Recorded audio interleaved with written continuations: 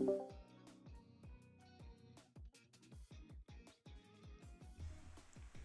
is this working? Yep. Hello, ladies and gentlemen. It's been a hot second. Welcome back to the slider break for our final guest of honor.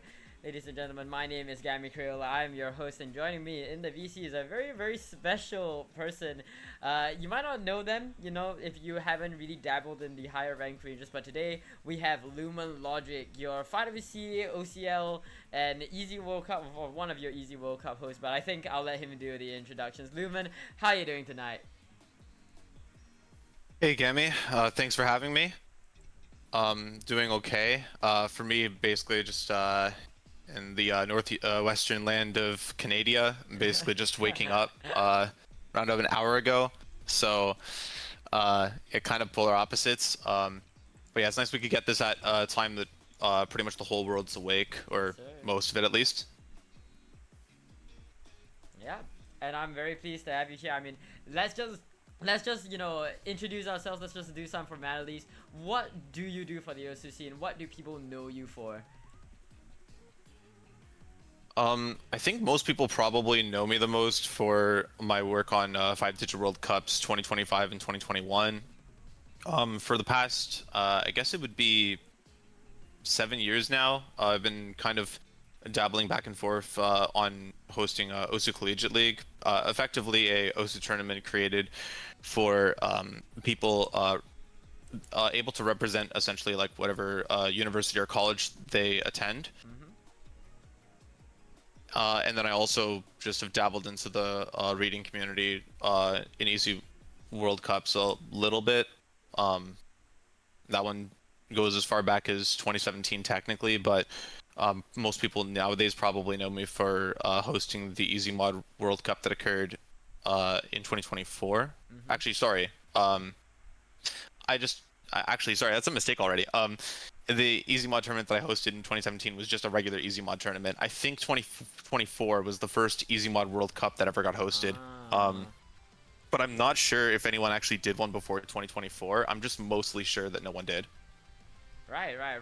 And you mentioned 2017 was when you first hosted the Easy Mod World Cup. How long have you been in the scene? When did you start? And I guess while we're at there, how did you start getting into hosting and whatnot? Just reaching out to see if anyone needs help ultimately. I guess that's really the short answer. To kind of go over the whole backstory, I made my OSU account in 2016. Basically just played the game for about a year and a half.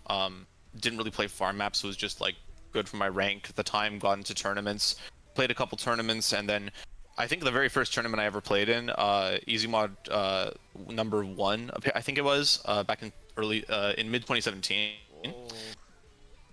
I basically just played first round of that, and was facing a player by the name of Millihor F. I doubt there's many people these days who know who that player is, but it was back in the day.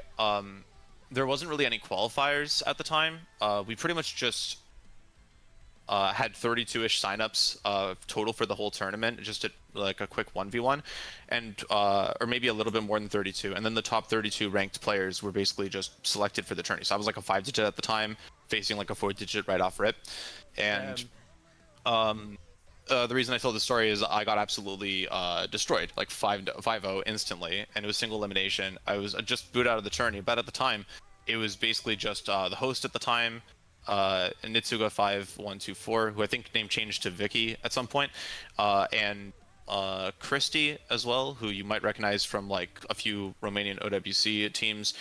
Basically, they were the only two staffing the entire tournament. Like, Vicky was pretty much doing everything herself.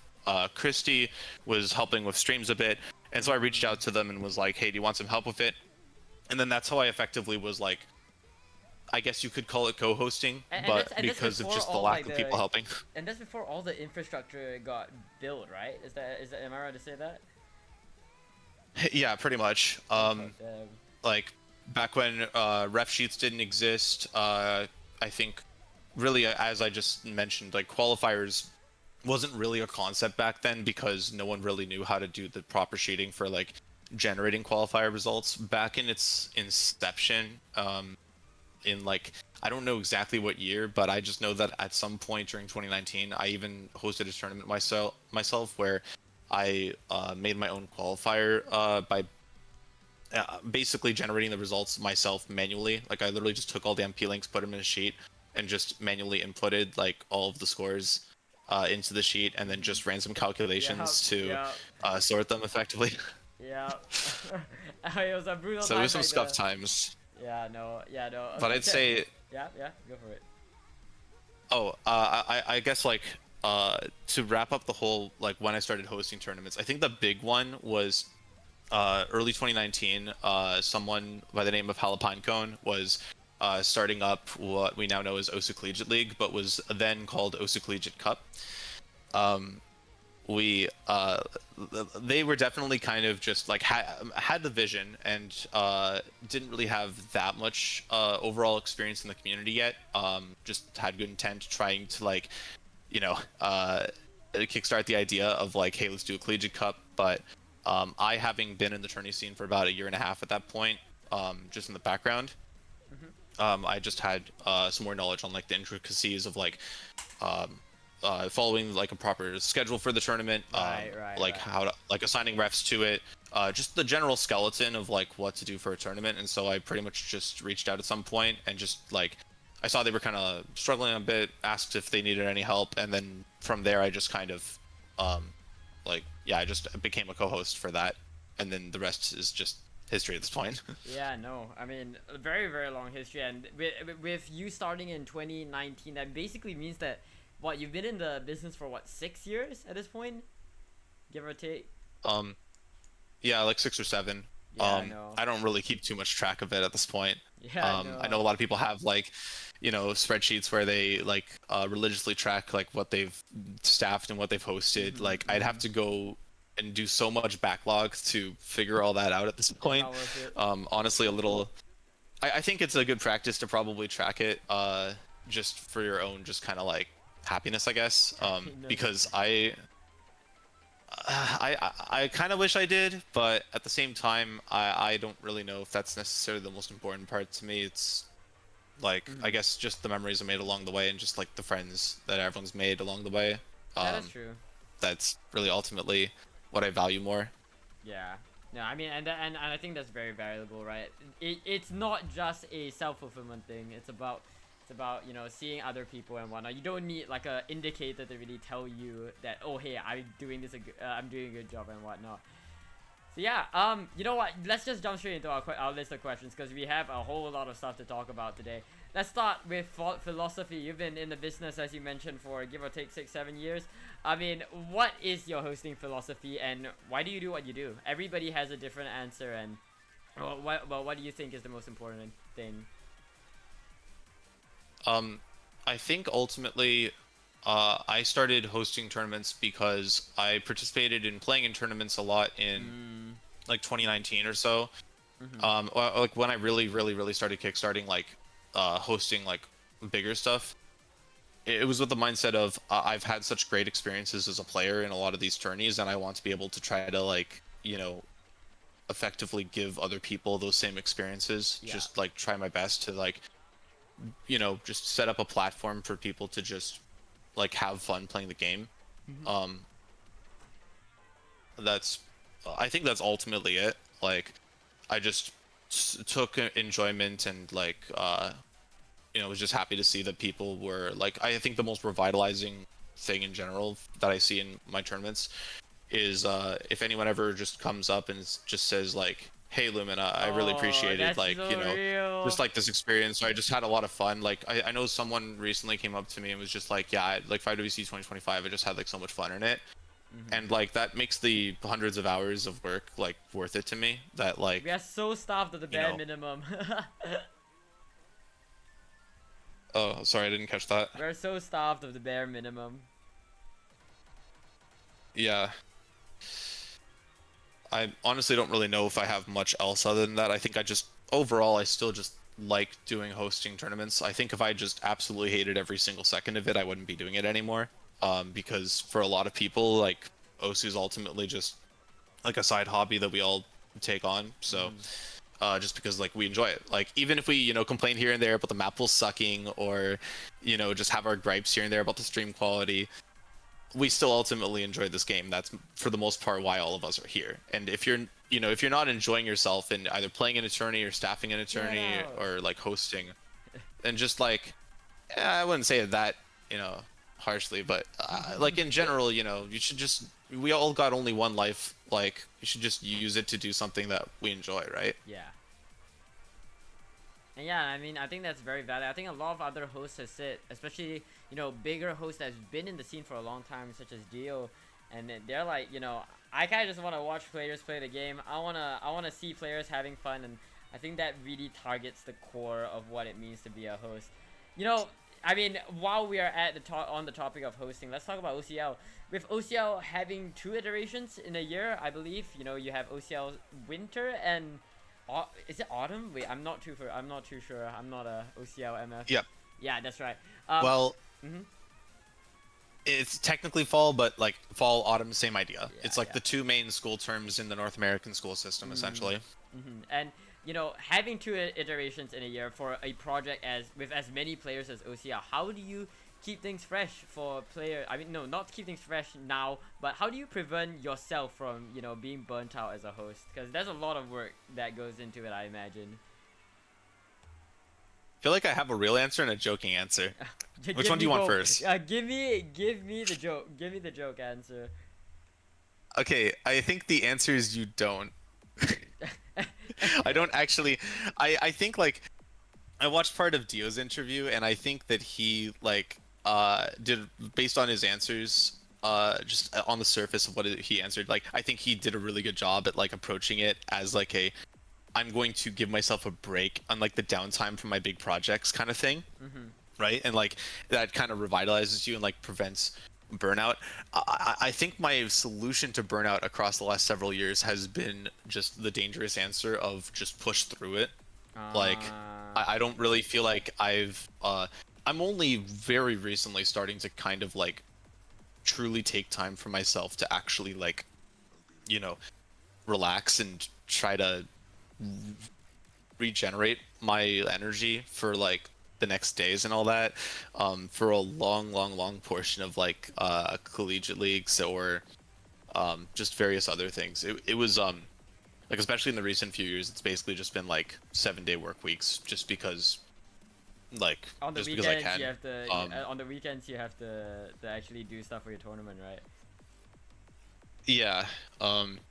I can probably go into a little bit more detail on like how it ends up taking like the entire weekends essentially, but I think the short answer is just generally managing an entire team of like volunteer staff members just takes a lot of time and energy. I think this is something that like the hosts in the audience would understand significantly more probably than people who haven't attempted to like host. But I'm sure, as you know, like there's a lot of pretty much when you're hosting a tournament, like anything that the easy way to think about it is anything that any of your other staff doesn't do, you end up doing it or it doesn't get done.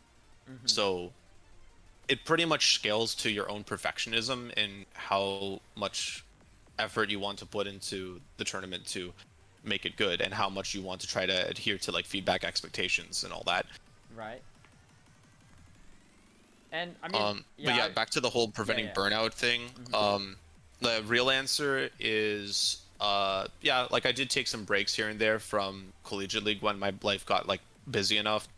Like it was still hosted 2 times a year, due to the efforts of certain other community members. I'd like to shout out like Pork is Great and Mr. Chicken, aka Virginia Tech, as well as in the earlier days, thanks to Tizia, and Halapinecone was still hosting alongside us for a few years as well. But in general, like there was some passing of the torch that occurred, but I think overall it was a bit of a, if you're too tired to host a tournament, you do like you can't. But I always just developed the philosophy of just never quit something that you started.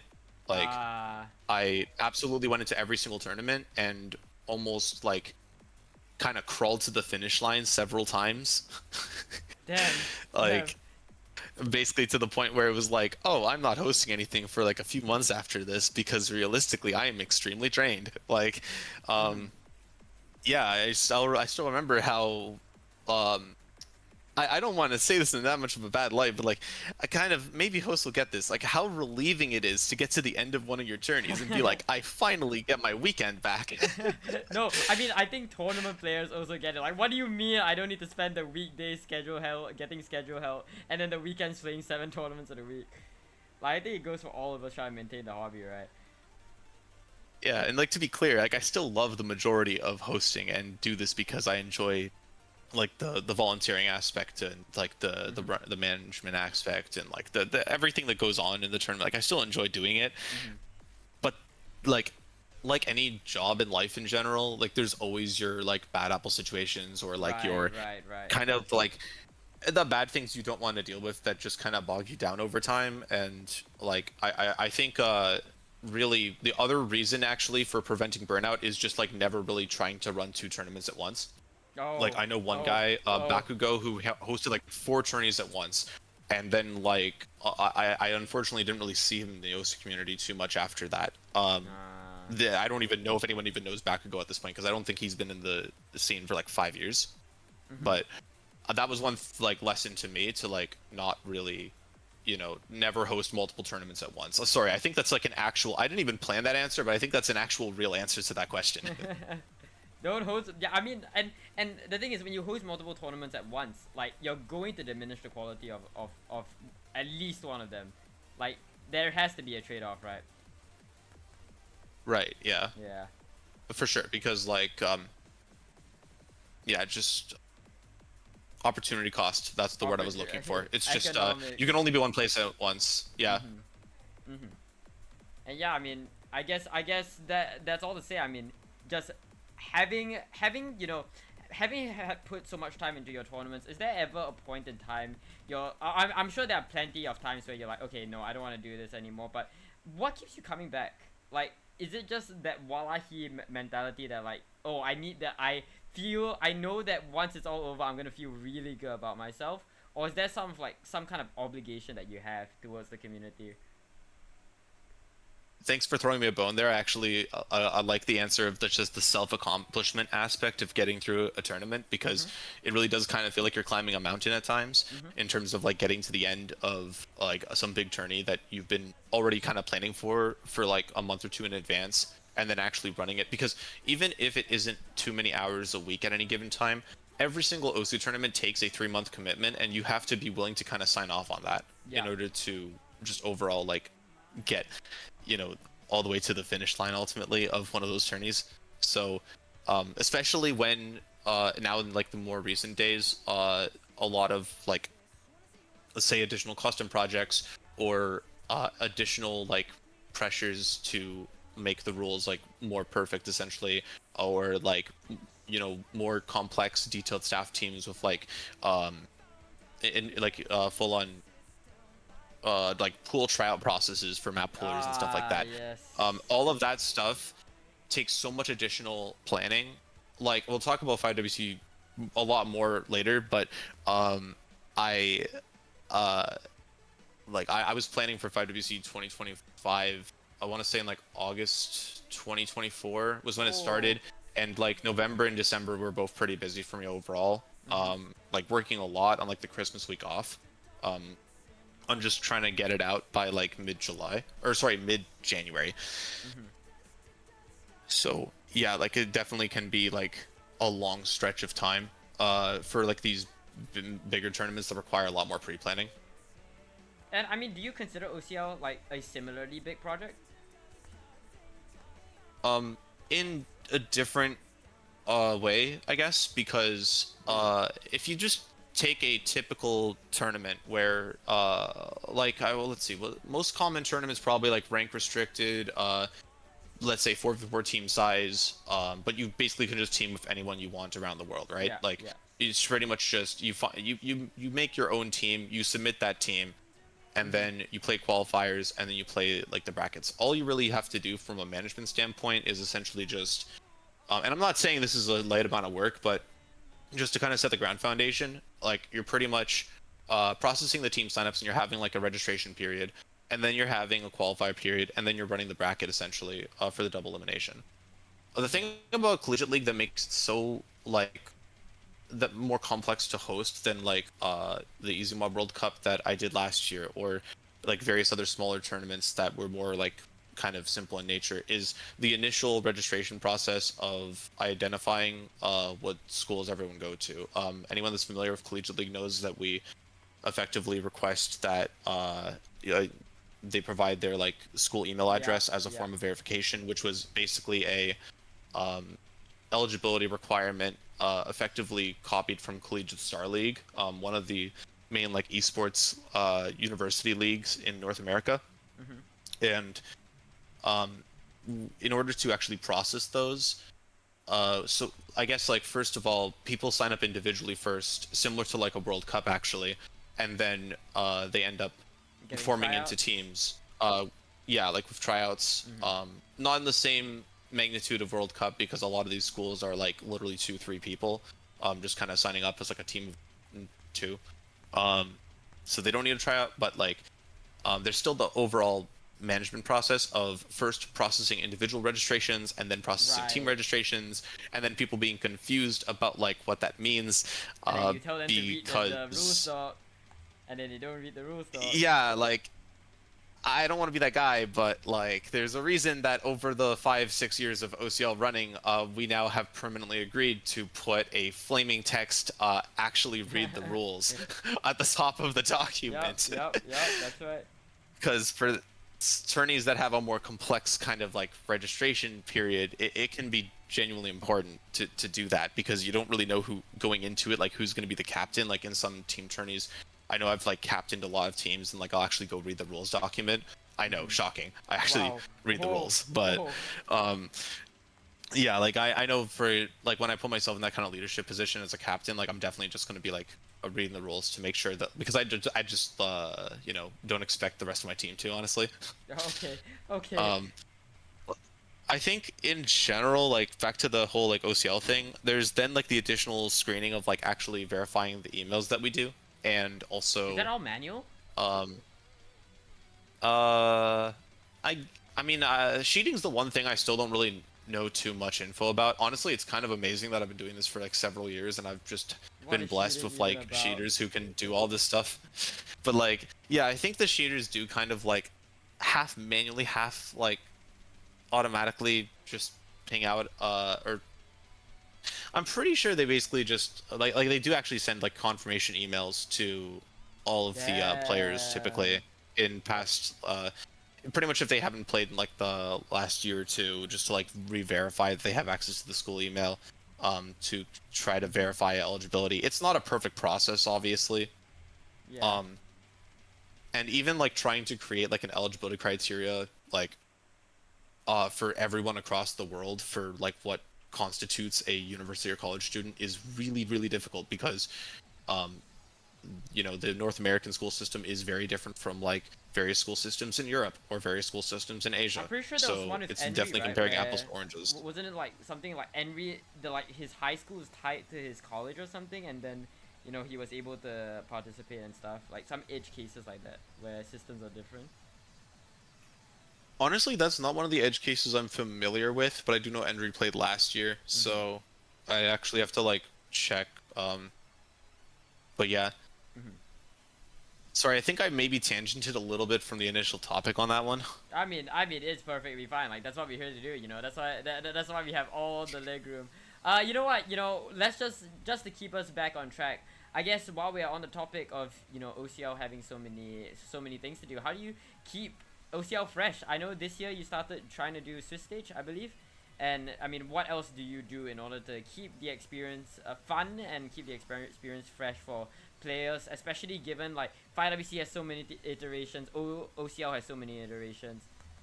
What's your thought process? I unfortunately have a very short answer for this. I don't really think I do anything to like with the intention of keeping it fresh. I think if anything, I, from reading feedback, because I think in terms of like how I make decisions for the tournaments that I host, because the initial kind of like philosophy was just like me playing tournaments and wanting to provide other people with like a fun experience. I feel like I'm on the spectrum of hosts that's very like keen to just reading feedback and just kind of agreeing to implement whatever like everyone says via feedback. I know some people take the approach of I have more experience than the players in like this role, so I'm going to just make the calls that I believe is best for the tournament, and that's a perfectly, you know, that's their opinion, that's their like way to host tournaments. But I feel like there's like a kind of like a spectrum or a range between like adhering to feedback versus like, you know, sticking to your guns. And I'm very, very far into the just doing whatever feedback says. Like I think that my weakness in the earlier days of hosting tournaments was that I would actually adhere to feedback like way too much, to What the kind point of where like a few example? people would say something. Like, give us an example of. I don't have any. something. I'm not sure if I have any specific examples. Maybe just from a polling standpoint, even like just maybe one or two people, just one guying me into thinking that, you know, a certain map is like too easy for the pool, and then we make it harder the next week, and then even more people complain that it was too hard next week. Like, simple stuff like that. So I think like overall, as I've like kind of matured as like, or just gained more experience in hosting tournaments, I've realized that you ideally want to, or at least my opinion now is that you ideally want to strike a balance between adhering to feedback, but also like kind of holding off a little bit and like waiting for it to kind of develop more. I'm not sure if I said that right, but kind of just not bend over to feedback immediately and really just kind of Think let it more? simmer and think about like the Yeah. overall effect that it's going to have on the majority of people. Because at the end of the day, the majority is what's gonna be the most important, right? There can be one or two people who hate Hidden 2, but that doesn't mean we remove Hidden 2. Yeah, I mean that's interesting. That's interesting that you mentioned that, and I think it's like very different from what like other hosts like Hoek does for Res Cup. And I mean, while we're on that topic, what are your thoughts on the idea that consistency is more important than necessarily wowing the players every single time? I think just because like players, I think people just inherently don't like change, myself included to an extent. So ultimately, I think that just simply because I've hosted way more collegiate leagues than really anything else in like outside of my local like Waterloo community, which shout outs to them, I guess.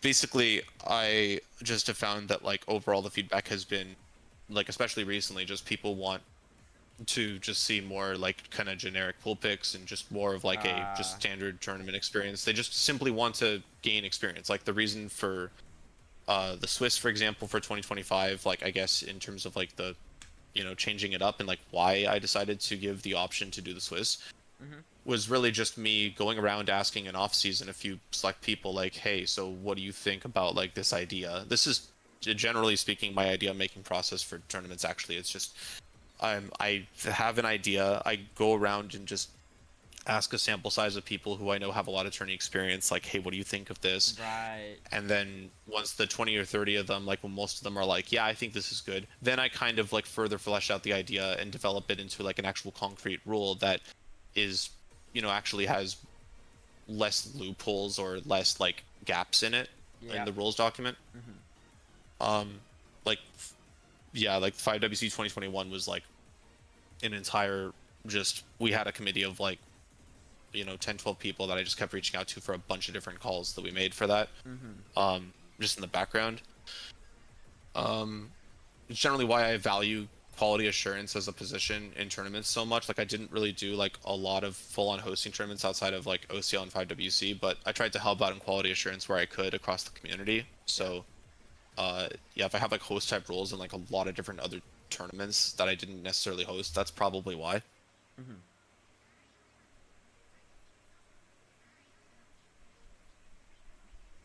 But yeah, I mean, going forward, moving forward from I guess the whole OCL thing, and taking a sort of outward look into the OC community, right? How would you personally encourage people in the community to take up the host role? Because I think you mentioned in your message to me that you thought the demand for tournaments outweighs the supply these days, and so how would you encourage people to take up this host role, especially due to the amount of commitment that comes with, you know, deciding to host, that 3-month commitment that you were talking about?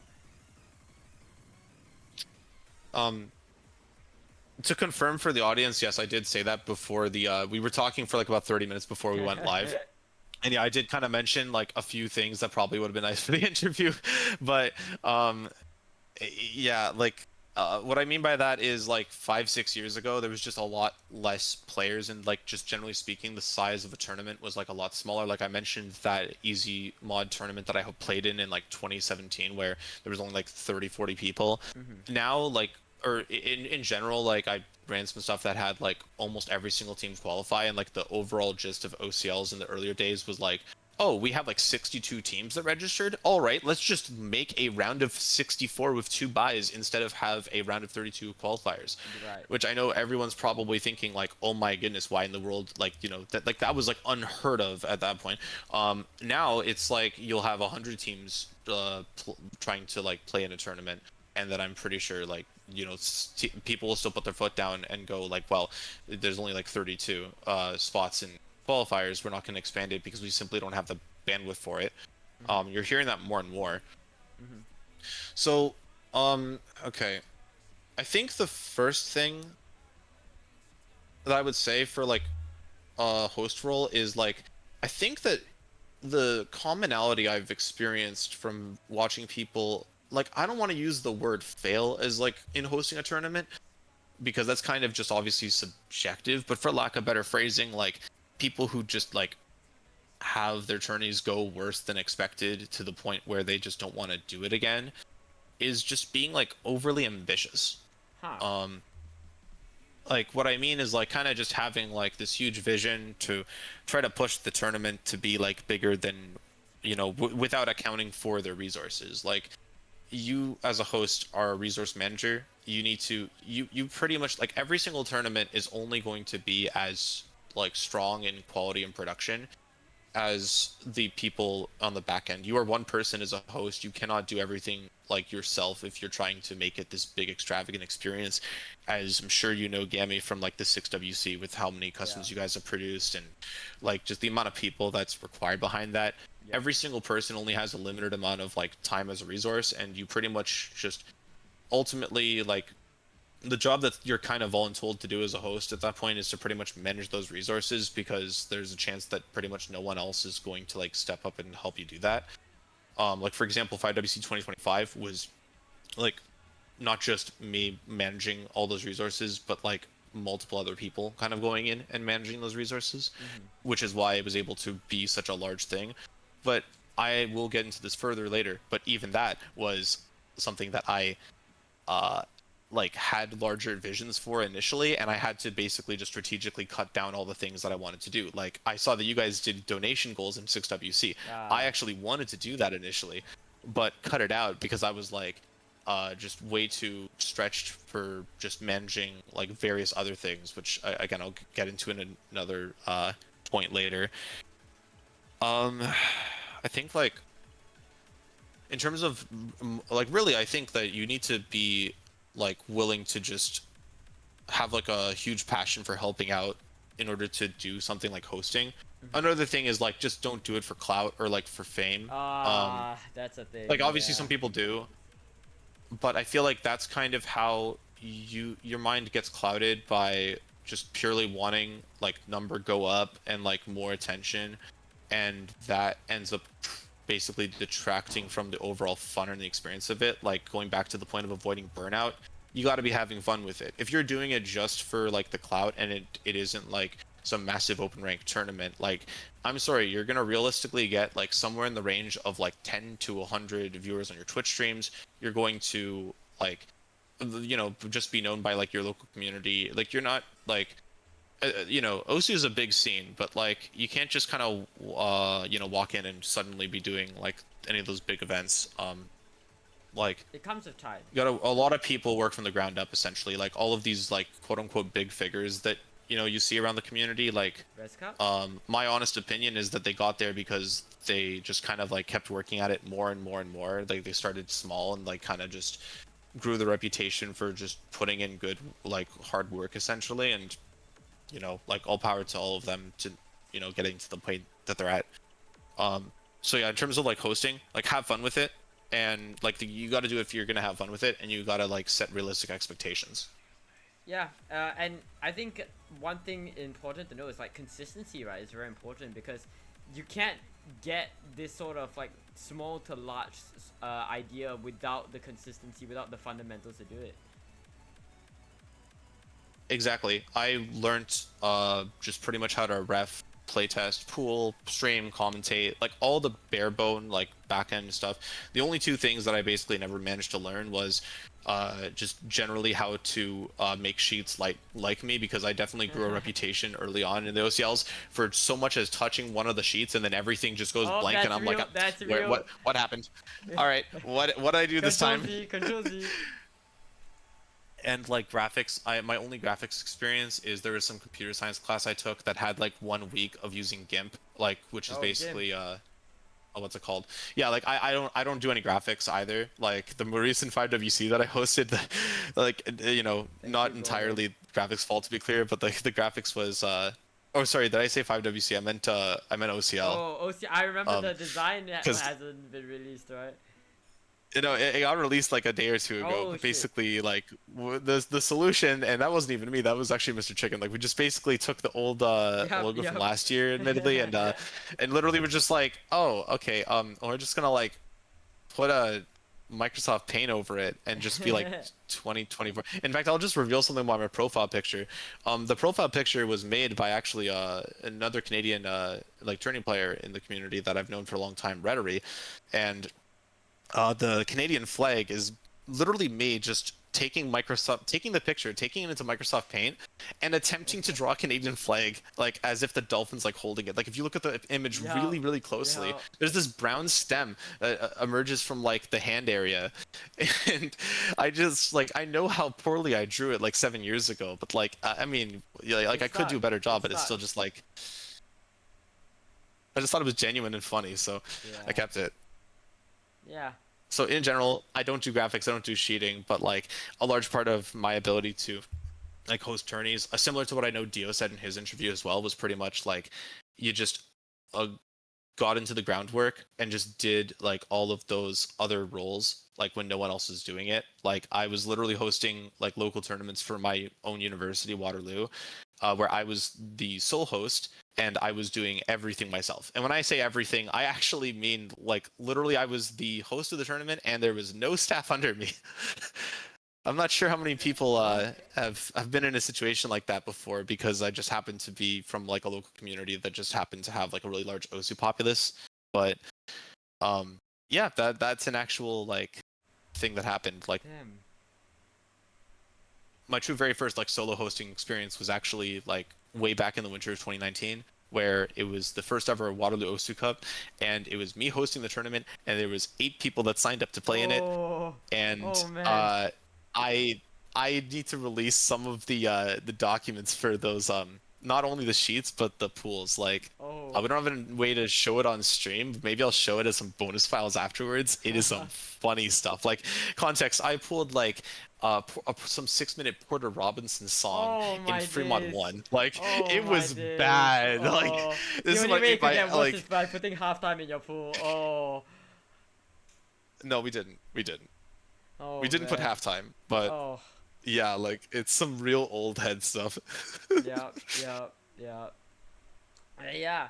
I think the main gist of what we're trying to get at is like the fundamentals, right, are important when it comes to hosting and consistency as well. But in order to host, you Yeah, need to have that good baseline, the good foundation, in order for you to really achieve goals as a host, which I'm sure is what most people are gearing towards. yeah, and fun over fame.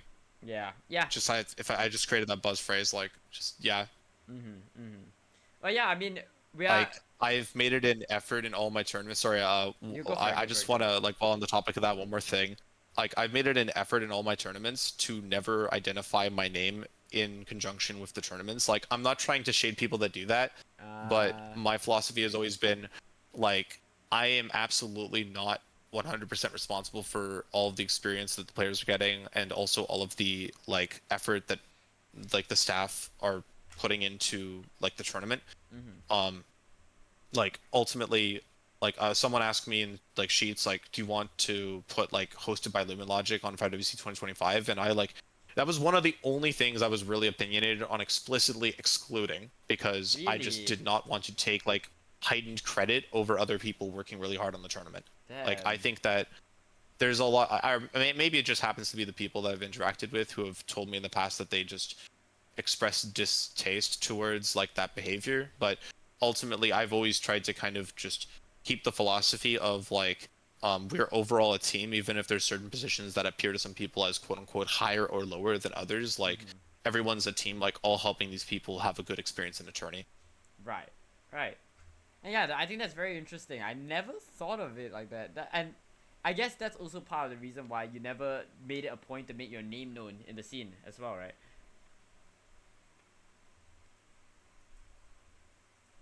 Oh, hello? Yeah. Yeah, I know.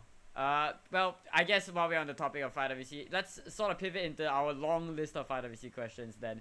Tell us a bit about how you got into hosting 5WC 2021 from the very beginning. All right, story time. Yeah, here we go. Here we But go. on a serious note, so I played. I think the first major tournament that I really played in and got a deep run in was 5WC 2029, which was originally called 5DAC at the time. Damn. I was effectively just playing on the first ever really like 5-digit Canadian team. Like before we had like our Birchmans and our like Yeah. whoever unflat paper and all that. We pretty much just Canada really just wasn't that deep of like a tourney runner. So in general, we had like this one really deep run in that tournament. I had like an absolute blast. It was like my favorite tourney experience of all time. And then we went into 5WC 2020, and like no shade to that, but generally speaking, a lot of people like were kind of just, I kept just in my circle hearing a lot of people just kind of be like, well, I just feel like this could have been better or that could have been better. Hmm. And so I just kind of like, I wasn't really thinking of hosting 5WC 2021 at the time. I was just kind of like taking all that in and also just realizing that in the top 12 teams in the semi-finals round, they were from 7 countries. There were 5 B teams for the 5 super countries that Ah, all made it to the top 12, and there was only 7 total countries in the top 12. And I just remember holding on to that thought and being like, wait a minute, that just doesn't feel that's right. kind of cringe. And then which again, I'm not blaming them for it because it was 2020. No one really had any like past experience on how to like, improve and do better. A lot of the reason the community has improved so much over the last 5 years is just taking in feedback, learning from our experiences, and just like kind of working out all of these kinks in these tourneys. Then moving on to 2021, I kept hearing whispers across like April, May, June about how there was like a lot of people who were kind of raising their hands like, yeah, I want to be like the next guy to host 5WC, or like I'm going to do it. And it seemed like just from whispers alone that there was like 4 or 5 different people all kind of like preparing Oh, their own 5WCs at once. And so I had the idea to just be like, wait a minute. Um, Instead of like all hosting these tournaments where we each have like small staff bases and all probably host like lower quality tourneys as a part of it, I wanted to instead take the approach of get my name out there and go, hey, like, let's all host this 5WC together and all band forces oh. as co-hosts and try to like unify the community into doing one really good 5WC in 2021. Mm-hmm. But because it was basically like, or at least whispers wise, it was like this drag race to release the forum post before other people to like Ah. beat them to the punch. I had to be low key about it, so basically just was on a voice chat with a friend one day, and I basically just randomly had the thought of I'm going to do this, and so I just turned to him and asked him, "Hey, so like, what food are you thinking about right now?" And he was like, chicken strips. And then I found some random like image of chicken strips, put it as the Discord profile No, picture for a new server called Project Chicken Strips, no and that was the way. origination of the 5WC 2021 server. No way. 2 weeks later, I want to say that again. 2 weeks later, we had like a staff team of like literally 2 graphics people, 2 sheeters, and like a few various like other roles people. And no one knew that it was supposed to be 5WC except for myself, the graphics people, and the cheaters. We were the only people for 2 weeks What that the knew that hell? info. That was like the most adrenaline packed 2 weeks of my Ah, entire life.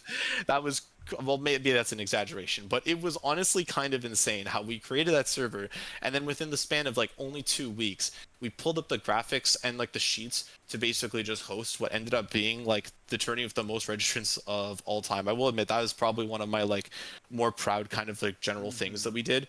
Like just the turnaround for that, because I know these days 5WC is like, oh, we prepare like months in advance. No, like that was 2 weeks only, and like yeah, there wasn't any custom songs back then, but like it You was didn't still need that. generally like yeah, it was like it was definitely like a quicker turnaround because of that stuff, but it was overall just still like a bit of a crazy story.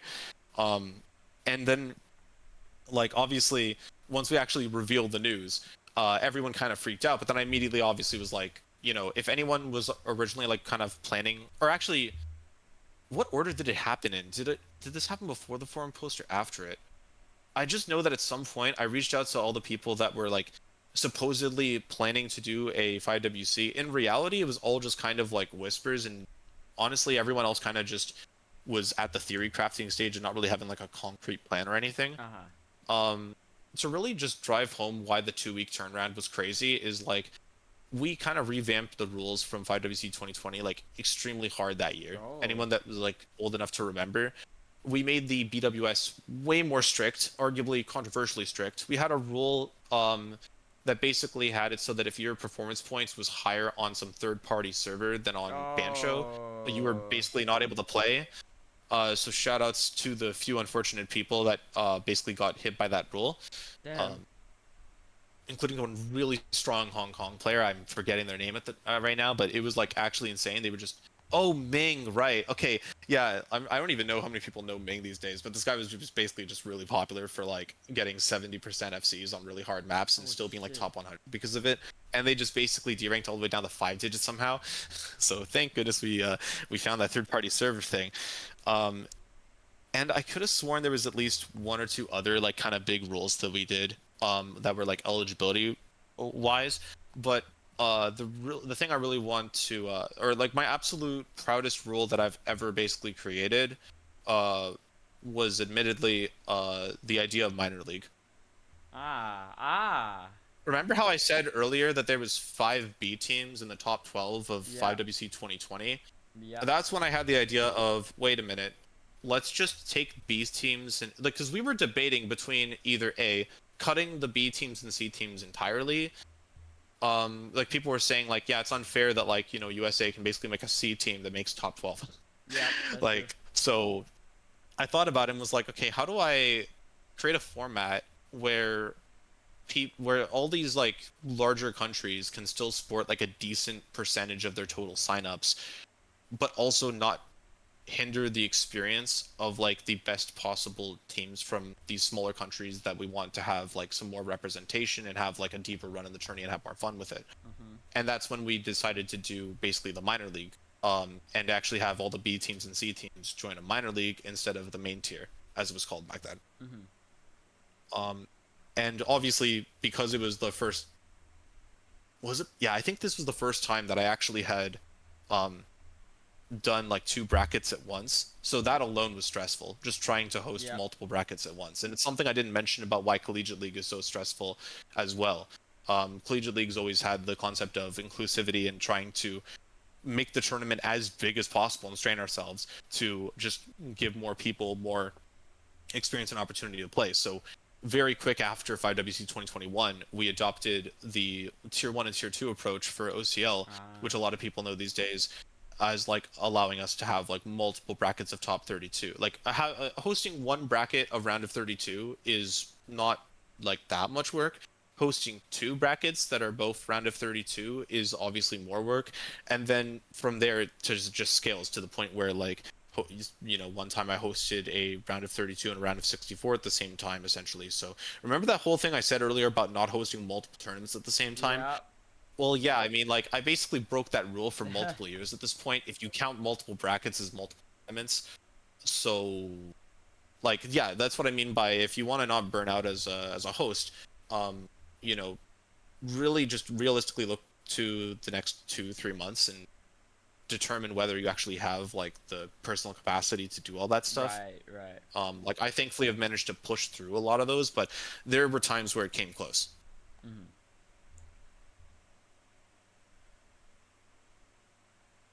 But yeah, I mean, how did 5WC overall turn out? Like, what was the overall consensus from like this new minor league and whatnot? Well, there was one specific person. Like I was on the verge of absolute burnout at the end of 5WC 2021 because it was definitely the biggest thing I ever hosted. Mm-hmm. I think overall in the moment, it was a dark time There was a dark because time. I had in the moment I was receiving like first of all, Bakugo, who had been one of the co-hosts because he was like one of the few people that kind of whispered about like hosting a 5WC of their own. He brought in like 40 mappers or something Oh to just my start making days. some customs on like various maps, and I had no idea like how to manage custom maps. I mean, honest to God, I still don't. Haha. But like, uh, yeah, like I think in general, like there was that part where it was like there were things introduced to me that I never managed before in my life, so I was like not really sure what to do Mm. about it. And then like the pools were generally just receiving like, the normal level of scrutiny that a 5WC pool Yeah. receives. Yeah. Um, I received a lot of DMs that were very angry. Some of them Oh. were very like, I think if I actually had revealed what people said, it would be like bannable. It was kind of like you Oh. know, a lot of people were just like taking their anger out on me, even though actually I wasn't even pooling for the tournament. I actually had delegated the whole thing to some other people because I was too busy just managing the multiple brackets. Mm-hmm. Um, it's generally why for 5WC 2025, like I suggested, hey, maybe we like run the minor league bracket along with the main tier. I mean, like compared to the amount of work that we do in customs these days, that's actually not that much additional work. Yeah. And effectively, I was held at figurative gunpoint, like, please don't do it. Like, please, for the love of God, we are already strained as is. Do not do it. Like, Mm-hmm. Mm-hmm. I'm gonna be real. I'm sorry to my co-host for revealing that information, but I just want to really drive home the like idea of yeah, like one of the most important things when hosting a tournament is to make sure that you don't overstrain yourself and that you because if you add more to your tournament, then your own time and resources gets spread across more things, and then all of it suffers as a Yeah. consequence. Yeah. Yeah. And it goes back to like the opportunity cost thing that we were talking about, right? Like you can only Yeah. have so many, and when you invest into one, you really lose out on the other. And I guess now that we've talked a bit about 2021, you came back in 2025 to host the fifth iteration of the 5 digit World Cup. Is that right? Is it fifth? Is it a fifth? I'm not too. Well, seventh if you count 5 DAC. Oh, that's true. Because Yeah. the reason I count 5 DAC in 2019 is because the definition of a 5 digit World Cup is a World Cup format tournament for rank range 10K to 100K. Yeah. And that is what 5 DAC was. So Mm-hmm. even though like 5WC 2020 was the first really popular one because the host at the time of that, Jesse Chigaga, had actually like explicitly stated that the name of it was 5WC and like the whole WC part of it was like clickbait essentially. Yeah. Yeah. Like Yeah. Real. um that's why a lot of people consider that to be the first one, but I personally just by the definition anyways like so 2025 sixth or seventh one, it doesn't really matter which one like Mm-hmm. you consider it in my opinion, but um Yeah. yeah, like in terms of changes to the 5 digit scene, like I think it was more of a I had more to go off of, and I just in the last couple of years, like I actually haven't really been that active actually. Like I've been more so just focusing on like personal life, getting more busy in 2023, so I didn't know anything about 5WC 2023. And then there was like I knew some amounts of 2024, but initially I was just kind of like, oh, maybe I should like just try helping with like staff for 5WC or something, just because like why not? Like Yeah. I didn't even think I was gonna get into staffing honestly, because I just really heralded what they were doing as like this huge project that like I've never really seen. Like Stage basically took it to heights that I like literally just never Yeah. thought was like really feasible with the resources that 5 digit typically has, because like to be blunt about it, like there's a much higher like staffing demand or people that want to staff for like open rank tournaments Mm-hmm. than lower rank ranges of tournaments. Mm-hmm. Which is again why I think the 6WC is like such a monumental feat that you guys pulled off, Yeah. because typically I see tournaments fall that, so you guys in the 6 digit community are actually awesome for managing to pull off such an incredible tournament, like with just how much detail and like the amount of stuff that you guys have done. It like clearly shows like tons of passion.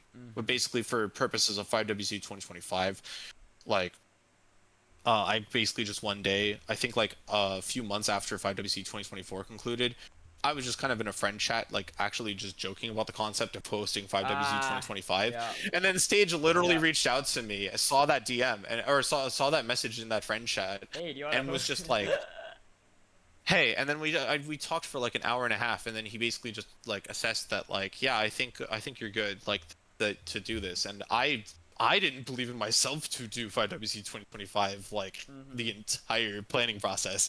Like I think the reason that it was like hundreds of hours of planning was because it was like oh crap, like this isn't just the disorganized community that 2021 realistically was, with multiple people trying to gun for it. This was like a people expected and demanded that Yeah. 5WC be done in January. I have been receiving messages already in like September being like, hey, so do you have any plans for 5WC 2026? And for Yeah. personal life reasons, no. I actually just have not been able to, for the entire last few months, do any planning for it because I have been simply too busy. And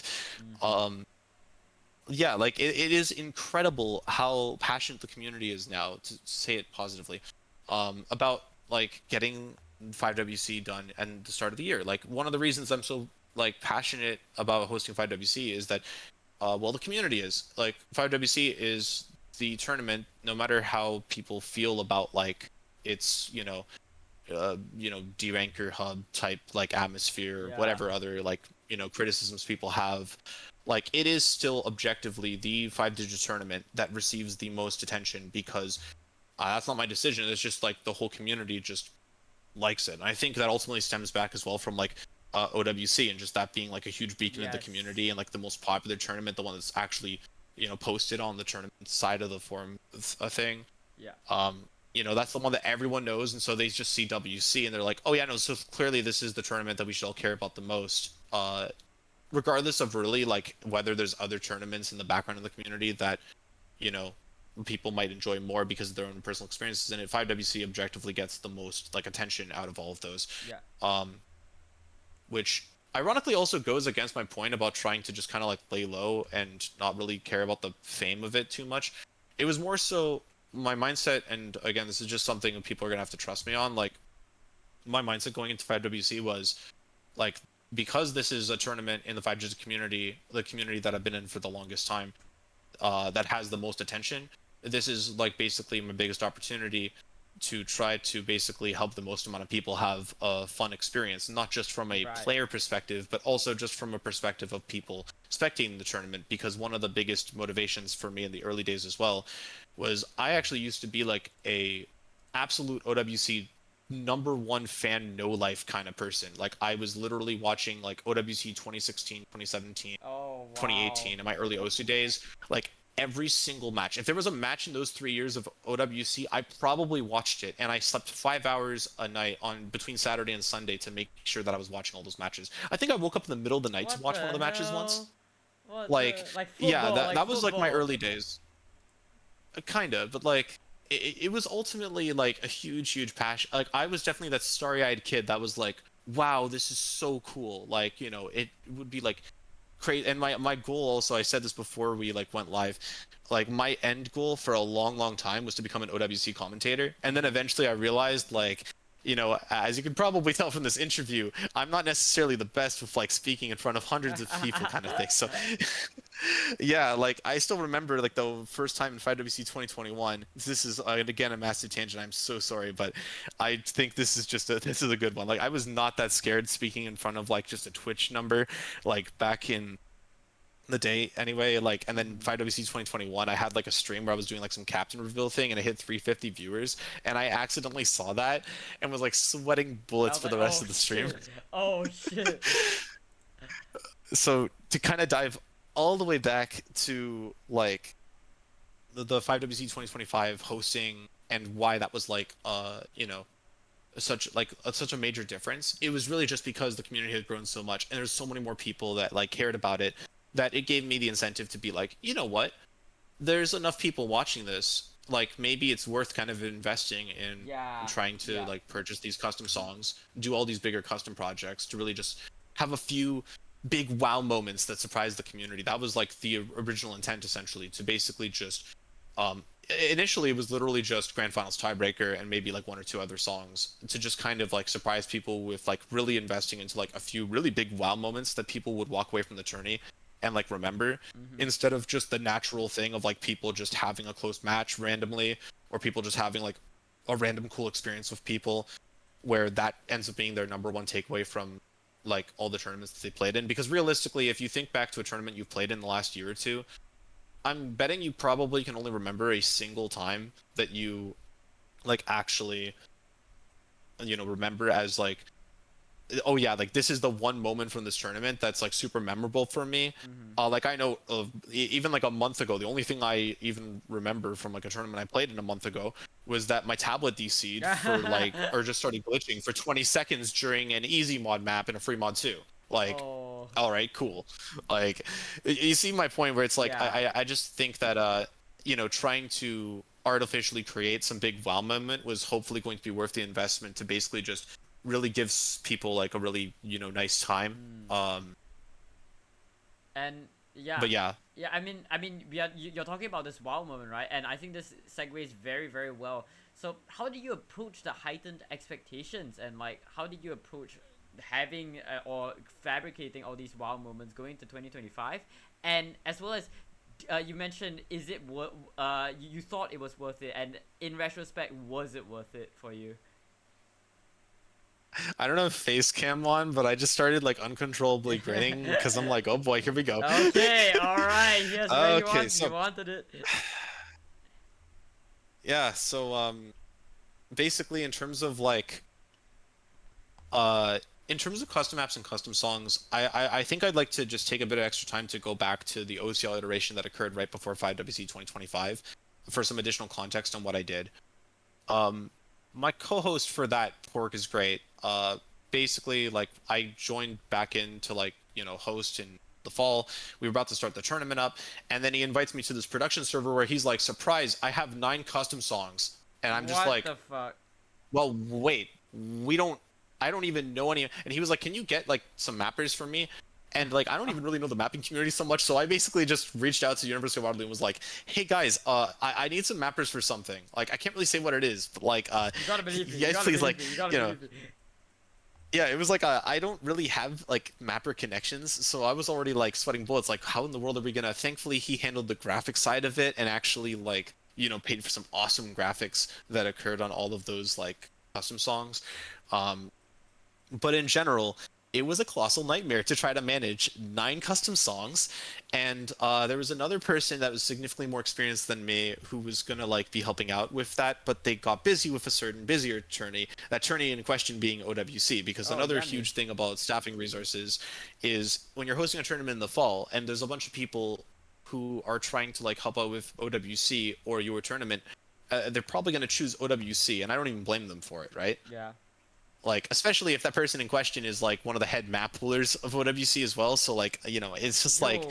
I don't blame them in the slightest for what ended up happening. But basically I was kind of just drowning in work that I realistically like was like, oh, how do I do this, by the way? But then 5WC was like, you know, starting to, I was starting to think about it because I already knew at the time that I was going to be like hosting it and I'm planning for it, and I'm thinking, okay, you know what? Because I haven't really tried reaching out to these custom song artists, I'm gonna reach out to like 10, 12 of them and basically cold call, see if like a few of them end up like saying yes. Ah. Um, Basically like all of them said yes, actually, to my surprise. Really? And then it basically became like a downward bidding war to see like who was actually going to basically get in for like the cheapest price for like songs. Ah.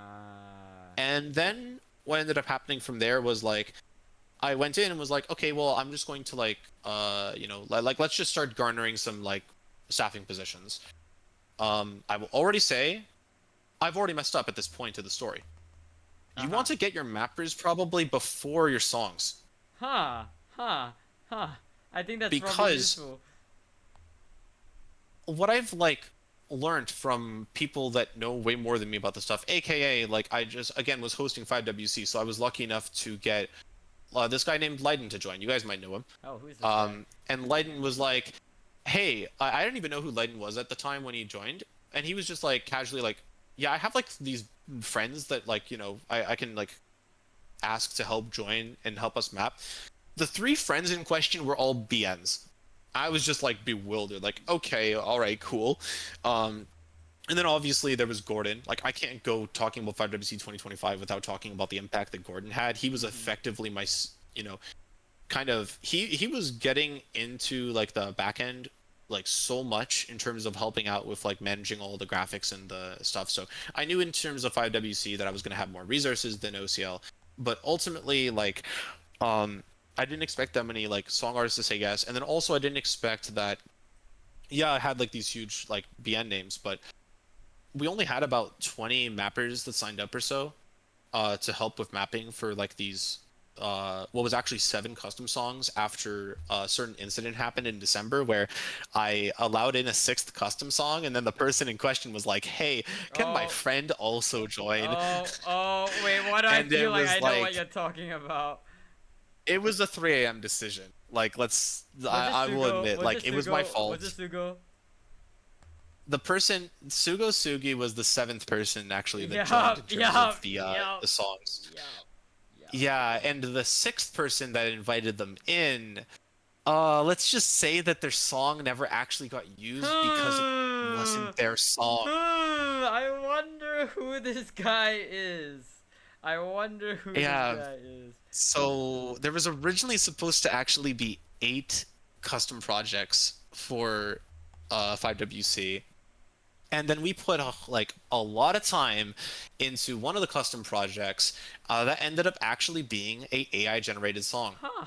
And well, I'm gonna be honest, like it was one of those kind of hoodwinked, like hindsight moments where as soon as the news got out, we were all like, "Oh right, they did the song in like 8 hours. Oh right, they were like eager to join instead of the people that I explicitly asked." Like there was like so much like stuff that I experienced in that, which was like just great learning lessons that I just would not have been able to know because again, I just didn't pull in the custom songs for any other tourneys before that one. So there was just a lot of growing pains of like me just experiencing stuff that I just, wanted to learn. And like um so I think like one of the first things I want to say in terms of custom apps and custom songs is like what tournament I think do most people think of when it's like the first tournament that they've seen do this stuff? Like probably the OWC. big tournaments like OWC and all that. Maybe I haven't been doing the best job in terms of like obviously, scouting out information myself and asking the right questions like up front. But as like my feedback honestly for the community, I do think that like uh more like publicity on just guides for what to do from a hosting perspective in terms of wanting to expand into stuff Hmm. like customs and manage it, and just more like kind of just transparency and feedback on like the process, or not feedback but like just generally like I think that there's a lot of stuff. I'm assuming like if I'm going through those kind of experiences at a 5WC level, imagine how many lessons people at like the top level have that like they can share with the rest of the community to further like uh boost and improve Yes, everyone's ability yes, to manage their own yes. journeys. So And I really want to encourage like the people in like enough experience to do that to go and do that. I know myself, like I was planning on releasing a massive document to discuss like my experience with managing customs in the last year and like all the reasons why I've now hit the point where I'm actually of the opinion, and this is the part I was grinning about earlier because I know it's going to be probably the most controversial thing I say in this entire stream. Um, I am now of the opinion actually that customs are overall more damage to a tournament than good. uh-huh. That might be a really kind of like shocking, harsh way to say it, but remember the opportunity cost thing I said earlier and Yeah. the overall like resources stuff.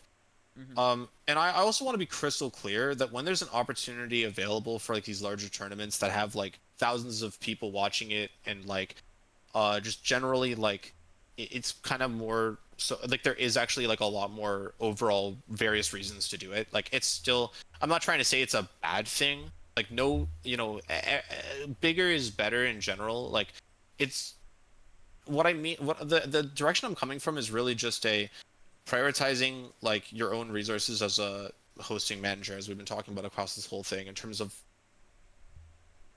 basically like, opportunity costs of putting time, investment, and effort into those things over others. I probably spent 1,000 hours on 5WC, and the majority of them were spent in the back end working on various custom apps and custom songs in terms of like, uh, you know, reaching out to custom song artists to get the deals set up, like getting a bunch of mappers in to help with your tournament, managing all those mappers and like setting up deadlines for all of them, assigning all the mappers into all the custom songs, all the meetings that transpired to kind of just do all this stuff, all the follow-ups and all the reaching out to playtesters to make sure that all the maps get like tested, all of this like additional work that goes into a custom, which ultimately replaces a single map pool slot in the pool.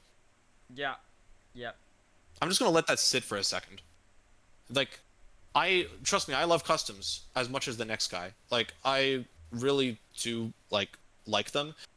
But one thing that I think I realized over the last year is like, I'm not a mapper, I'm not a graphics designer. I like, similar to all the other experiences I've been talking about over this interview, like I am a player and I'm someone that's only really trained myself on some of the more ultimately simple things to do in a tournament, like reffing and like streaming, commentating. I think the most complex thing I really even do is pooling.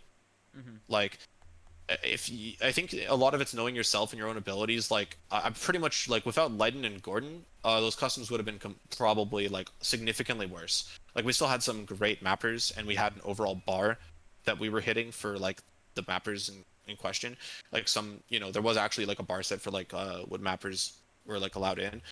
OCL, for example, didn't even have a bar. We pretty much just pulled whatever we could, as we typically do for like, smaller tournaments that don't have as much notoriety to it. So really, it's not a customs are bad. It's more of a Can you really do these customs? the amount of time that we spent on getting a custom. And I didn't even mention also like all the additional graphics and like intro video and like the getting the graphics designers for that. And I like, I'm sure that Gordon himself probably spent like a few hundred hours on all that as well. And again, it was all out of passion. Like, I'm not saying that it was like complete, like we hated it, right? Like, we didn't hate it. It's more of I know now in hindsight that I could have spent those hundreds of hours on a ton of other stuff. And then there's also the monetary aspect too. Like, I definitely was kind of pressuring myself into spending like hundreds of dollars on basically like all of this additional stuff, which ultimately, like, we didn't get as many donations as earlier 5WCs. Like, it's not a bad thing. It's just like miscalculation on my part. I blame myself for expecting anything in the first place because I feel like that was just like unfair to kind of like put that expectation on the community in any way. Because ultimately it's just everything's volunteer and everything's donations. At the end of the day, it's just what people want to put into it, right? So doing it in the order of expecting to, receive like, let's say $1,000 of donations because of like 5WC 2024, and do it in the order of, because I have to get like a custom song like deal months in advance of the tournament, like do that and then try to garner donations like after the fact is basically almost like putting a liability on myself and the community that like ultimately, no one was really like super willing to kind of like pay for. So there's that aspect too when it comes to these custom song projects. Like, and to be completely clear, we're paying them like an absolute fraction of what they're worth. Yeah. Like, I wish I could pay 10 times more money to literally every single one of these, but then that would be like a significant kind of like, hit to myself, and just similar to how I wouldn't want anyone else to have to go through that kind of financial loss. Like, I think most people can understand why like I was hesitant to kind of like, but there was definitely a F it we ball mentality in terms of how much money I spent on that specific 5WC of like, I really want to take the opportunity of this bigger 5WC to just go really ham on just, which is ironic because I just said earlier that one of the main things as a tournament host you shouldn't do is have overly ambitious expectations. And I broke that own rule in 5WC 2025 through how much time and money I spent on all those like custom projects, because it's not just the songs. Like, for example, the songs were about 600 USD in total. which is crazy by the way, and people taking like genuinely like near like criminal levels of like underpayments. Like the graphics as a whole by itself was basically like 400 because of all the additional stuff in terms of making background images for the songs, in terms of making like the intro videos that we showed on stream, um the tosu like and the like overall graphic stuff and just everything about that is a lot. There's a really high graphics bar, and that graphics bar kind of variably scales with how many custom songs you produce. So it's not just like we're putting in like hundreds of hours, but we're also putting hundreds of dollars.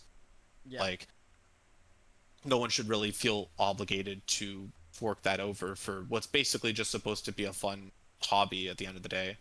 Like especially just, ultimately we're all just trying to have fun. Yeah. And like especially the pressure, I think you mentioned like the liability that it imposes on the community as a whole, like as expectations rise. It's like people feel pressure to do it even if they don't have the resources to do it in the first place, right? And then it infringes on like the fundamental quality of the tournament. Is that right to say? Yeah, like exactly like the hundreds of hours that was spent on the customs. Like while I don't exactly fully like regret it, Mm-hmm. like it still contributed to people's experiences. A lot of people were still very happy with it. Mm-hmm. And like we put in I think for the most part, I got good feedback from the maps overall that we put in like the proper effort as a team to actually make sure that those customs were in good enough quality to be a map pull slot along with the other like good maps that we were picking out from like the typical OSU selection. Mm-hmm. But ultimately, the fact of the matter is, we're spending as a team like probably 100 hours per custom across like myself and Leiden and Gordon and the mappers and the graphics and the everything for what would basically take a pooler somewhere in the range of like 30 minutes to maybe even like a few minutes to basically just slap a map in there. Mm-hmm. And all of that additional time could be spent on, well, here's some ideas that we cut from 5WC. I wanted to make some Junihun inspired videos at the end of each weekend to basically summarize and cap the weekend. We wanted to do donation goals, which would be really funny, like stuff like me saying the Azer isn't so great thing on stream and like a funny voice, or like what other stuff did I even have on that thing? Like, point is there was a lot of like various things in the background that we wanted to do, but we pretty much just had to like cut down or provide less like energy and limelight to. Just ultimately because we were just all too busy with like all that stuff. I think overall we didn't have to cut too much, but there's just so much more that we could have done, and also just in general, like myself and a lot of other people on staff just wouldn't have been as strained and like burnt out by the end of it if we'd like just not overworked ourselves as much. Right. Right. And so And I do feel like I'm to blame for that because I basically just went in and was like, hey, I just basically am responsible for giving all these people like more work than they signed up for. Yeah. Like that made me feel like shit. Yeah. I mean, but it's also important to be easy on yourself, because at the end of the day, like, you're the one still bringing everything together, and it's very easy to say, okay, well, it's fucking ass that I have to force people to do all this stuff, but like at the same time, you're the one that's imposing all the costs, right? Like all the effort, all the money, it has to come through someone. But yeah, I mean, Exactly. as a host myself, I think it's like at the end of the day, it's just a passion project. It's a passion project that people care way too much about, and that's the beauty of it. Like, that's the beauty of it. The fact that people are willing to put in so much just to do something that seems so meaningless in the grand scheme of things. But yeah. Basically, yeah. Yeah. Like again, I want to be super clear. It's like I'm not calling customs bad. I'm not saying that it's a full regret. It's just I'm kind of realizing in post that factually like we bit off more than we should have chewed. Like not more than we could have chewed because we objectively made it through the whole thing. But actually, I mentioned 8 customs. There was like one custom like tiebreaker that didn't get used for 5WC that we basically just had to cancel because it was just like we just didn't have the resources and the poolers and the time for it. And like a lot of the time I can try as hard as I can to like advertise staffing positions, but it comes down to just how many people like want to help out and how much time each person wants to help out. And I know for sure that there was a lot of people that were feeling very like strained, especially at like the co-hosting level at the time. Um, and like I definitely would not have made it through that without like just some people just kind of stepping in like more than they initially kind of wanted to. Mm-hmm. Um, but yeah, like again, I don't want to paint this in too negative of a light because I think this is kind of like the one like most regretful thing about that 5WC in terms of the approach and the choices that I made across the journey. Mm-hmm. Overall, everything else went like very, very well, and I'm very grateful that all of those other like co-host level people and all the other staff really ultimately like put in the work that they did to make that such a cool experience for everyone.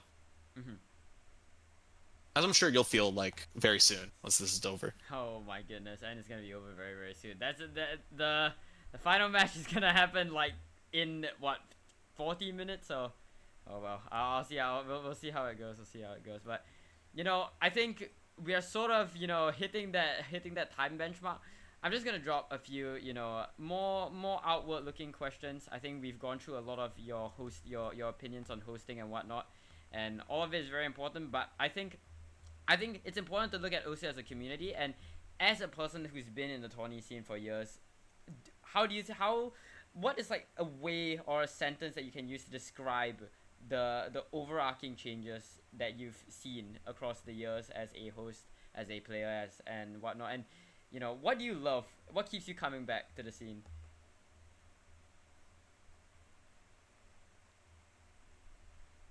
Hmm. Yep. That's right. That's Um, right. That's yeah, right. That's the kind of reaction I want. yeah, that's a good one. Like what keeps me coming back? Um, at the end of 5WC 2021, when I was like really burnt out, one of the points earlier that I tangented off of by accident, the one thing that kind of got me to actually do OCL Fall 2021, I think right after it, was a certain player by the name of Maxi at the time, or some of you may know him as Batball, Oh, Battle. reaching out and just being like, uh, because at the time he was 5 digit and he was basically like a new tourney player that ended up just carrying the US team, which we thought all 8 of them were like really great players. He kind of ended up shining on that, and he was telling me like that was like the best tourney experience. Like that was so awesome. Like that really changed my life. Like man, thank you. And it's just like I feel like a lot of it, as I said earlier, most of it is like I like doing it. It's a passion project. Um, then there's like the bad moments of having to kind of deal with you know Pooling, the getting scheduling, feedback. uh, any sort of like scheduling issues that teams have of each other. What are some other common things like dealing with all the questions around like individual and team registration periods? Because I didn't even think I talked about that. Like the bracket stages is actually kind of like retirement essentially for the phases of like hosting all these tournaments. You spend, I think, a lot more time as a host up front just on the planning and like the registrations period, like answering a ton of questions. Like I still remember 5WC 2021, I made the registration period like 3 weeks, and I was receiving like 16 DMs every single day. Like, and that was kind of a little bit insane at the time. Uh, cool, we had the ticket system for 2025's 5WC, but yeah, I think like there's these few like kind of like bad moments that really make you feel like shit across your tournament. Like I know in OCL Fall 2024, there was at least a few big crash outs that occurred, which Uh, really impacted myself and Pork and Mr. Chicken, where we had to take like a day or two off of doing anything about the tourney and just go on a walk, like just touch grass for a few days to just kind of like revitalize ourselves from like the emotional impact that we had just gone through, because we all care so much about trying to just make these great experiences for players. And you know to their own right, like players are sometimes equally passionate, but just on the opposite direction, just disagreeing with like certain ways that match has gone, or ways that like certain rules had to go over. And you know like just really making like these big points about how like we haven't been adapting to the changes that they wanted in certain areas, because sometimes it's just hard to remember every little thing when you're hosting all these tournaments that people ask for. mhm. um and then really what keeps me coming back and keeps me kind of like going through this constant cycle of about to burn out and then like revived out of it is like the few people at the end of it that just go like, thank you for this. Uh-huh. And in general, like, Ah, yeah, I just feel like that gratitude is like one of the main like just vibes that I want to kind of just portray in terms of like I really think that one of the easiest, cheapest, quickest ways that if you as a player want to, encourage more staff to keep doing what they're doing and more hosts to keep doing what they're doing, a quick thank you. It's just it's so easy and it goes such a long way for a lot of people. Like definitely myself. And I'm sure I can speak for a lot of people probably on that point bro. that it's just Yeah. like generally just great to just kind of share the love in the community. Like it fills me with honestly a lot of satisfaction at the end of a tourney when I post like final announcement, podium, and thank yous to the I get staffs, and heart then reactions. everyone is just like the heart reactions, like that's a really easy, quick way that you can just kind of like just express like just positive reinforcement to like just keep helping us all like improve the community by just having like less overall like burnout for people that are passionate about doing this stuff than Hmm. ultimately like then people burning out because I've heard stories left and right of people just kind of like getting burnt out over the years. I've seen so many people come and go, and I think that really like a constant correlation is that like people stick around when they're kind of just like revitalizing their motivation to keep doing it and not like pushing too much at like one single time. And well, I don't mean to interject you here because I mean this particular thing really resonates with me because when Project Hexagon first took over as the 600 World Cup, there was a lot of unprecedented hate. I don't think I've seen hate that visceral where so many people were just why are these guys hosting? How are these guys qualified to host? And I would I be heard it too. remiss, yeah, I would be remiss if I said, I didn't And think of like, just dropping it there. yeah, I didn't even try to hear it. Like, I wasn't even like actively searching it out. I just heard about it Mhm. because so many people were talking about it, and I just felt so bad for you guys because like you're just trying to do your thing, you know? Mhm. Yeah, and it was at the end of the day, it was the few people who were like, I have no idea what they're talking about. I think you guys have have like this connection, the 6 digit scene. All of your staff members are ex 6WC players. There's no one better than you guys, and it was these things that made instead of us going, God damn, they hate us. It made us go, God damn, let's prove them wrong. And I don't think 6WC would have been this great had it not been because of the haters and had it not more importantly been of the people who believed in us from the beginning. And I want to echo what your point there. It's like it's so easy. At the end of the day, it's so easy. You don't need to give any money. You don't need to create an account to do it. It's just like a few kind words. They go a long way. I'm sorry. I'm sorry, man. I'm sorry for interjecting. You can go on. No, all good. That gave me the time to pull up the end of my 5WC 2025 announcement, which by the way, for some lore on that, like, I spent like 4 or 5 hours typing up that massive at everyone at the end Man. of that tournament because I really just wanted to make it special. And like, I so agree still to this day on what I said at like the 4 out of 4 section at the end of it. I'm gonna slightly reword this to just include all World Cups in general. Like, in my experience, I've grown to believe the quality of a tournament will only be as strong as the efforts and dedication of the team and community behind it. I therefore went into hosting, like, or just in general, I think we go into hosting these kind of World Cups with the mindset that its successes are not to be claimed, but appreciated and respected. And World Cups are, and will always continue to be one of this community's grandest celebrations of our love for this game. And I'm pretty sure we're all honored to serve as project leads and as staff members for these huge projects. To just because of just the overall accomplishment of all aspects of like the players, the staff, like everything. Like, these huge projects just give us that like opportunity to just, really make something special. And so as I've noted in the conclusion of like pretty much the last 2 years worth of tournaments, like I always say this at the end of like a lot of recent tournaments because I just really feel it. I sincerely hope you all enjoyed your time here. Like I've coined that because that is really ultimately like I think that's all it's for. It's just I enjoy playing in tournaments and like I'm sure myself, you, a lot of other tournament hosts and staff, we also have this shared goal of just wanting to help people enjoy their time in the game. Like the classic Osu saying of "please enjoy game." It's so simple but rings so true. Hmm.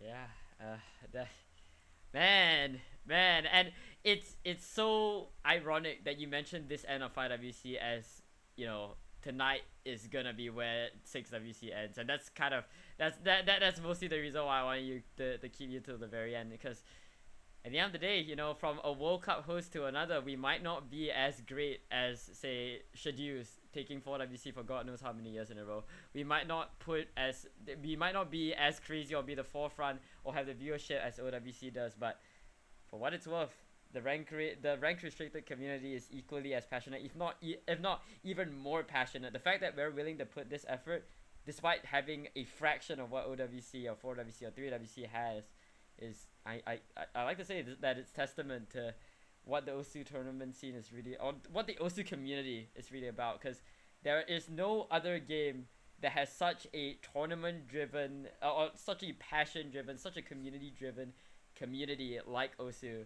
And similar to how, you know, song based casting is a trait unique to OSU, I think hosting rank restricted, and having the determination to continue to host rank restricted even when viewership doesn't pay off is a testament, or is a unique part about OSU that you can't really erase. I'm sorry, Lumen, but yeah, I had to say it, bro. I had to say it. You're That's making me tear up, bro. You're making me tear up, bro. No, dude. That's perfect. That actually leads perfectly into another PSA I just thought of while you were saying that, like public service announcement. OSU is very similar in terms of like format, not to other esports and stuff, but actually rather to speedrunning communities and other rhythm games. And I have a friend who recently like joined like the Sound Voltex community, for example, participated in a tourney for it, and realized that they basically were in like OSU Stone Age level of like overall, um, you know, maybe exaggerated phrase, but just generally speaking, they're way further behind in overall like improvements and development to like how the pool formats work and how their overall like structure for their tourney scene is. I was following a lot of Super Mario 64 people for a long time because Alpine Cone is big in that community, and I am still seeing to this day aspects of their tourney that kind of resonates more with like what OSU was at like 5 years ago. So PSA here is I encourage like anyone who's like also dabbling not just in OSU but in other like speedrun communities or rhythm games, please, I encourage you to share your knowledge with these other communities, because it might actually help them to kind of like further progress like improvements to their own tourney communities. So it doesn't just have to be a benefit to the OSU community. We can like also just kind of spread that knowledge and those learnings to help them like better improve themselves faster and give people like a more fair, fun tourney experience on like in those communities as well, because we have the privilege of having kind of started earlier than a lot of those communities in terms of bolstering our community out of like the, you know, like going from being like manual to like doing sheeting, developing a more structured pooling format, especially like in terms of compared to other rhythm games. Like I just encourage people to kind of just like really, you know, you have an opportunity to be able to share all that knowledge, and I would like definitely take it. And that's us, and that's Osu. Man, god damn. All right, we're well overdue, Lumen. I always do this before we end off with any sort of guest of honor stream. Any last words, any shout outs in particular that you want to throw out? I think I already basically did my shoutouts across the entire thing, but I think the number one thing I haven't talked about that much, which I want to quickly shout out, is just the entire University of Waterloo's community. I already feel myself getting a little emotional actually to talk about this, but um, I feel like I had a choice between that and another university, and generally speaking, was in some pretty like kind of, you know, not the best of times during university, as a lot of people are. And I think that the reason I managed to get through my degree and be able to continue, you know, my passion in the OS community was the support that a lot of my friends in Waterloo gave me along the way. So, like, I don't think I'd be here today if, you know, if they didn't support me as much as they did. I remember saying as soon as I got my degree, you guys are like 20% of this thing, man. Like, you guys are like, I appreciate it. I don't know why I thought of 20% is, but like, point is like, I appreciate the hell out of the Waterloo community for really just like being super inclusive for so many years and like just really bringing like taking this opportunity, being like a large like local OS community and really just growing it into something like super special for myself and a lot of other people. I really pray that other people across the OS community can also kind of find those tight knit like local communities who um they can really just just be around and just like support them, because it's great to have like hundreds of people that you're friendly with, but it's also like are arguably greater to kind of have some close lifelong friends that you make along the way. I mean, yeah, I think you put it very well. And actually one more. Go for it. Yeah, also thank you to the friend in question that I talked to about Project Chicken Strips, Tenacious, for basically just always being there for me. Oh. Yeah, I have. Yeah, yeah, we've had a lot of like pretty deep like overall tourney community conversations, and he's generally helped me power myself through a lot of like the kind of harder stuff. Like pretty much almost every single time I ended up having some sort of like kind of bad day in the tourney community, I just had a nice talk with my pal. And I just recommend in general that people just kind of like, I encourage people to just open about like you know any issues they're dealing with, because I feel like it just helps like overall to just kind of like have a friend to talk to about all that stuff. I've been super fortunate to like have some great friends in my life to help me push on with like all of these all the work projects that I have on the side. Yeah. Yeah, is the community I think is the best way to sum it up, right? And having that community is what I think at the end of the day keeps us coming back. But yeah, I mean, Yeah, any I have last so many other people I'd probably shout out, but like I don't want to. I mean, I know you guys all are very excited for grand finals in about 20 minutes, so I don't want to take up too much more of everyone's time. Thank you for having me, Gammy. Oh no, it is my pleasure. I think Lumen, I think from the beginning you were one of those, similar to Shiv, where you're one of those people that really inspired me early on in the hosting of the World Cup. And yeah, I mean, I have to give props to all my guests. You're here for a reason. You're here as a guest of honor for a reason. So the pleasure is all mine. Any last words you'd like to say to the stream before we close off and prepare for grand finals? I mean, honestly, I'm still shocked that I actually like guest of honor and stuff alongside like people that I've been inspired by in the past, like Chiv, as we both are, and especially like Dio. Um, and like just it's a huge honor, honestly. Like these are just all guys that I'm just like. And if you like, I will say also like that's kind of also why I started an Osu shirt for like signatures, just to kind of like remind myself of like just how great this community is, like in terms of like everyone like showing up at meetups and just like all signing my shirt and everything. Like I've met so many people that I've looked up to where they've signed the shirt, and in the words of Azer from 2019, like just some guy. Like we're all equals, really. Like yeah, some of us do, or some of us are more well known. Some of us do more like quote unquote bigger things, but respect us all as equal brothers in this community, like brothers and sisters and others. Like we're all just like we're all just some people that just enjoy Osu at the ultimately, and no one's really like too kind of like greater than like heights that you can like reach kind of thing, or like no one's kind of above if everyone else, like everyone really just feels like just people. They're just people in the OS community enjoying the game, and I appreciate that about this community. Yep. Thank you so much, Lumen. I think that's a very good note to end. And well, we hope that you guys have enjoyed the entire series of Guests of Honor. This will be LumenLogic closing a chapter. Probably, I know every single time I write like a interview, I write interview questions. I'm like, oh fuck, I need to write interview questions. But every single time I go out of a Guest of Honor interview thinking, damn, that was pretty damn fun. And I'd say I'm very happy that I started the slider break. I managed to talk to so many people, and I urge everybody. The OSU community is wider. The people that you look up to might not be as far as you think they are, and if I can do it, if a wee 6-digit host, a jet who's only started a year ago, can do it, you can too.